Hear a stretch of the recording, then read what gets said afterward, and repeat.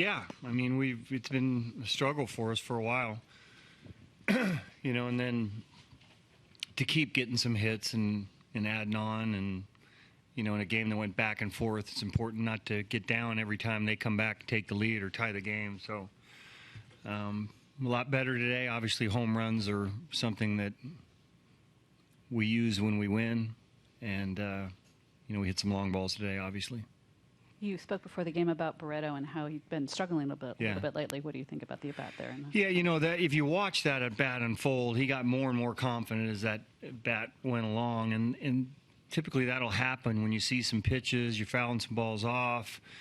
You're not going to throw hard enough to really get it by him if he's looking for a fastball.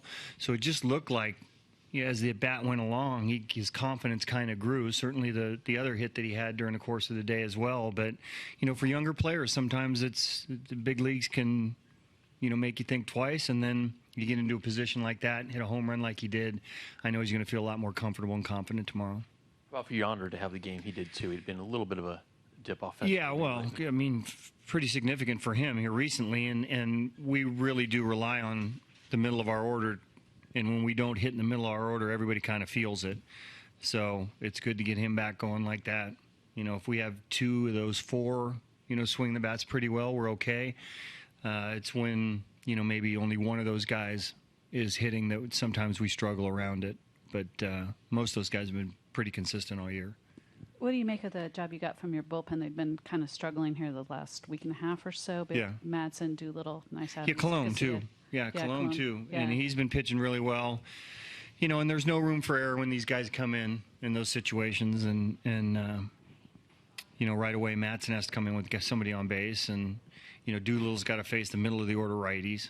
And, even the balls that were hit off Casilla, other than the mistake he made to Milky, those weren't hit too terribly hard either. So bullpen pitched well today.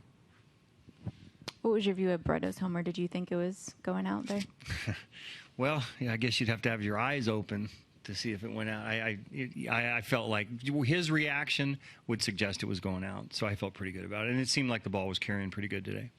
Hey, Bob, I know you've talked about Yonder in the last couple of days and making the All-Star team, but can you just, again, talk about his journey getting here? And this is an All-Star game performance today. Yeah, he's had many All-Star game performances this year. But, you know the history of him, where he came from and kind of the struggles early on in his career, in his life. And, then growing up in the area, there was a lot of hoopla around him when we were in Miami about the potential for him to make the team and then to finally make it. It's kind of a full circle thing for him. So I know there's a lot of pride involved in that.